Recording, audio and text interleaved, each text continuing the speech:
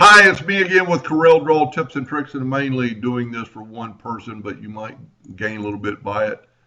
I've done this vector layout with a single line font, and I sent it to the person, and it didn't work. Well, it did work, but it had double lines, and it was, skipping all over.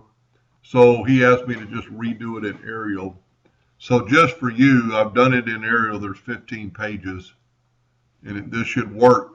But I still think you could raster or vector engrave it instead of raster engrave it. This would take a long time to engrave.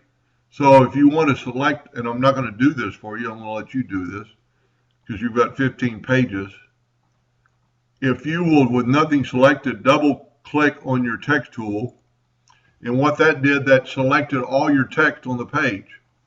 And then just left click, right click, and make sure it's a hairline. Now this will vector engrave, and this should work perfectly. And then while that job is running, you could do page 2. So just double click, left click, right click, and you've got vector hairlines. Just make sure it says hairlines down there. And this is not going to be quite as fast as it was before, but I guarantee it'll be like 10% of the time it would take to vector engrave it. The person is just marking the back of coasters 1 through 500. Anyway, I hope that helped a little bit, and thank you for watching.